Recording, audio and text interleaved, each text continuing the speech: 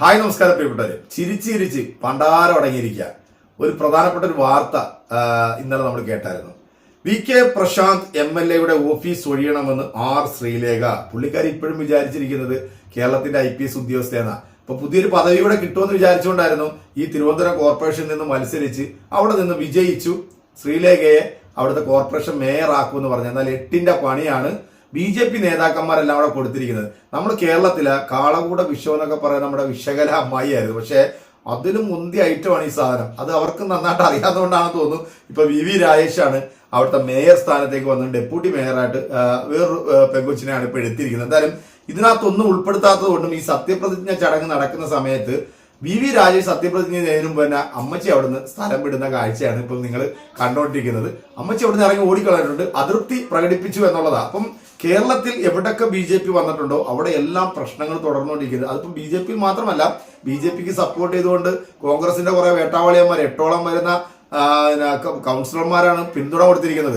ഇവനൊക്കെ പട്ടിയെ തല്ലുന്ന പോലെ ഈ വോട്ട് ചെയ്തിട്ടുള്ള ജനസമൂഹം തല്ലണം. കാരണം വടക്കേ ഇന്ത്യയിലും മറ്റു സ്ഥലങ്ങളിലൊക്കെ ജയിച്ചു കഴിഞ്ഞിട്ട് ഈ BJPയുടെ കൂടെ പോകുന്ന ഒരു സ്വഭാവം നമ്മൾ കാണാറുണ്ടല്ലോ. അത് കേരളത്തിൽ പ്രബുദ്ധരായിട്ടുള്ള ജനങ്ങൾ അംഗീകരിച്ചു കൊടുക്കാൻ പാടില്ല. ഏത് ചിഹ്നത്തിൽ മത്സരിച്ചാണോ ജയിക്കുന്നത് ആ വോട്ട് ചെയ്തിട്ടുള്ള ജനങ്ങൾ ഇവനൊക്കെ വിചാരണ ചെയ്യണം, ഇവനൊക്കെ പട്ടിയെ തല്ലുന്ന പോലെ തല്ലണം. ഇനി ഒരു പാർട്ടിയിൽ ഇവനൊന്നും പോയി നിൽക്കാൻ പാടില്ല. അപ്പൊ നമ്മുടെ പൂഞ്ഞാറിന്റെ വിഴുപ്പ് പാണ്ഡമായിട്ടുള്ള നമ്മുടെ അപ്പി ഉണ്ടല്ലോ, അപ്പിയുടെ ഒരു വീഡിയോ കണ്ട് സത്യം പറഞ്ഞാൽ ചിരിച്ചു. കാരണം നമ്മളിപ്പോൾ ഒരുപാട് ഈ പൊളിറ്റിക്സ് വീഡിയോകളൊക്കെ ചെയ്യുന്നതുകൊണ്ടും എവിടെ നോക്കിയാലും വർഗീയതയും കൊള്ളയും കൊലപാതകവും അടിയും പിടിയൊക്കെ ആയതുകൊണ്ട് അതിൽ നിന്നൊന്ന് റിലാക്സ് ചെയ്യാൻ വേണ്ടി നമ്മളൊന്ന് ബാക്കിലോട്ടൊന്ന് പോകാൻ വേണ്ടി ഒന്ന് ശ്രമിക്കുകയാണ്. ഈ രാഹുൽ മാങ്കൂട്ടത്തിന്റെ ഒരു വിഷയം നിങ്ങൾക്ക് എല്ലാവർക്കും അറിയാലോ.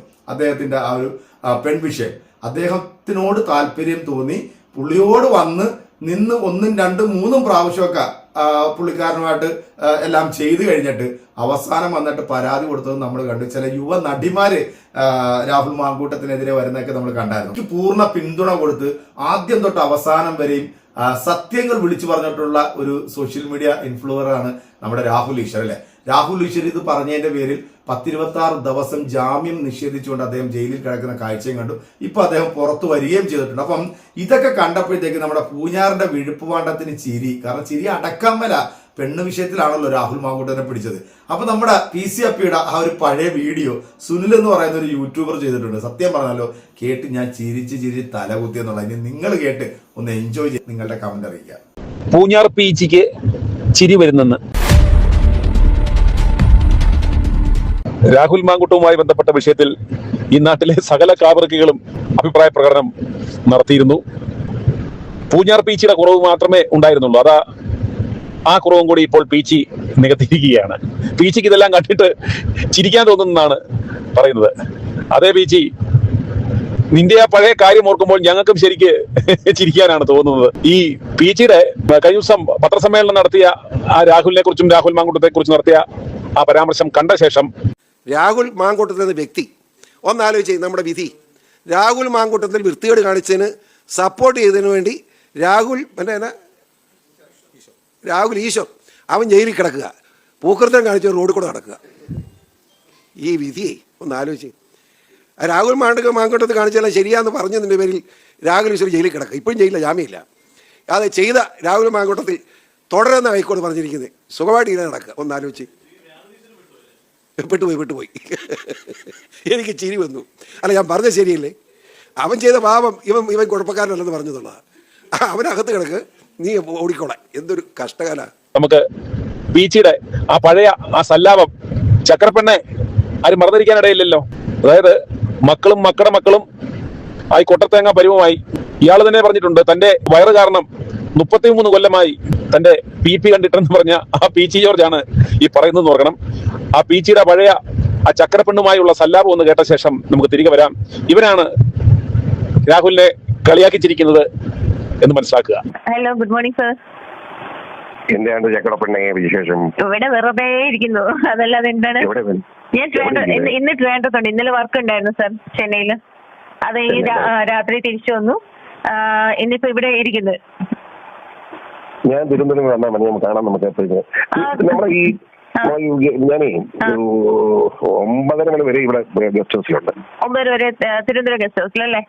അതെ. അല്ലെങ്കിൽ ഒരു 10:30 12 തിരിച്ചു വരും. ആ അപ്പൊ 12 മണിയാകുമ്പോ സാറ് തിരിച്ചു വരാം. അപ്പൊ ഞാൻ 12 മണിക്ക് വരട്ടെ, അപ്പൊ സാർ കുറിച്ചിട്ട് ഫ്രീ ആവുമല്ലോ. അല്ല മോളെ, ഞാൻ ഒരു കാര്യം ചെയ്യാം, ഞാൻ വന്നിട്ട് 12 ഞാൻ വിളിക്കാൻ വരുമ്പോ. വരുമ്പോ വിളിച്ചാൽ സാർ. ഇന്നിവിടെ ഉണ്ട്, ട്രിവാൻഡ്രത്തുണ്ട്. വേറെ ആരുണ്ട്? ഇല്ല, ഞാൻ ഒറ്റയ്ക്ക് വരാം. ഞാൻ മലങ്കിലാണ്. ഞാൻ അങ്ങ് ഒറ്റയ്ക്ക് വരാം സാർ. അതല്ലേ നല്ലത്, മറ്റുള്ളവരെ കൂട്ടി അവരെ അറിയിക്കണ്ടല്ലോ. ജയിലോട്ട് പോരും. ഞാൻ വരാം സാർ. ഓക്കെ. ഈ മൂന്നാമത്തെ നിലയിൽ 404 എന്റെ മുറി. ഓക്കെ, മൂന്നാമത്തെ നിലയിൽ 404. ഓക്കെ. ആരോഗ്യം എങ്ങനെ ഇരിക്കും? എല്ലാം ശരിയായി സാർ, കറക്റ്റ് ആയി. ഞാൻ ഇഞ്ചക്ഷൻ ഇട്ടു. പിന്നെ 6 ഇഞ്ചക്ഷനിൽ 2 ഇഞ്ചക്ഷൻ കഴിഞ്ഞു. ഒരെണ്ണം കഴിഞ്ഞപ്പോഴേ ഞാൻ ഓക്കെ ആയി. ഒന്നുമില്ല സാർ, അവിടെ ഒന്നും പ്രശ്നം വന്നില്ല. കാലിന്റെ താഴെ മാത്രമേ ഉണ്ടായിരുന്നുള്ളൂ, അത് കറക്റ്റ് ആയി.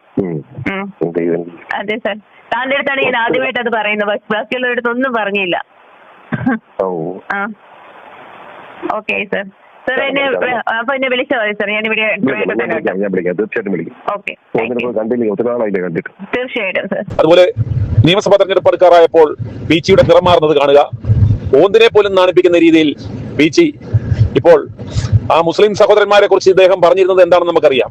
ഇപ്പോൾ വരാൻ പോകുന്ന നിയമസഭാ തെരഞ്ഞെടുപ്പിൽ മകന് പൂഞ്ഞാറ്റിലോ പാലയിലോ NDA സ്ഥാനാർത്ഥിയായി മത്സരിക്കുവാൻ അവസരം ലഭിക്കുമെന്നറിഞ്ഞപ്പോൾ മുസ്ലിം സമുദായത്തിന്റെ വോട്ടില്ലാതെ ജയിക്കാൻ പറ്റത്തില്ലെന്ന് മനസ്സിലാക്കിയ പീച്ചി നിന്ന നിപ്പിൽ കടകം പറയുന്നത് കാണുക. ഇപ്പോൾ അയാളുടെ വാക്കുകളിൽ മുസ്ലിം സമുദായത്തെ കുറിച്ച് ഇയാൾ പറഞ്ഞേക്കുന്ന പഴയ പ്രസംഗങ്ങളൊന്നും നിങ്ങൾ മറന്നിരിക്കാനിടയില്ലല്ലോ.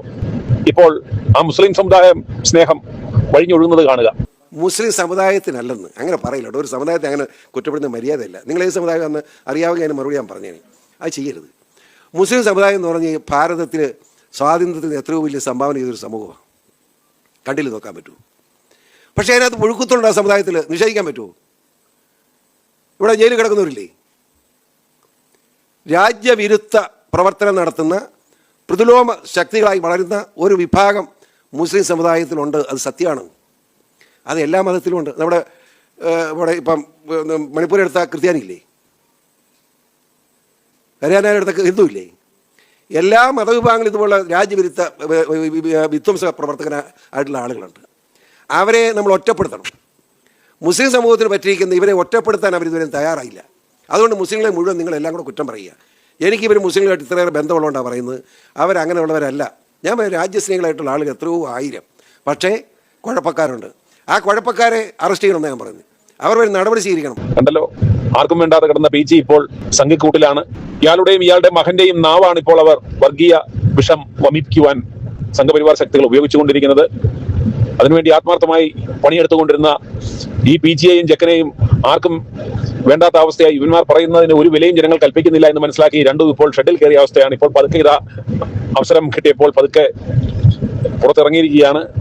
സൂക്ഷിക്കുക ഇവനെയും ഇവന്റെ മകനെയും. ഈ വീഡിയോ കണ്ടിട്ട് നമ്മൾ എങ്ങനെ ചിരിക്കാതിരിക്കും അല്ലേ?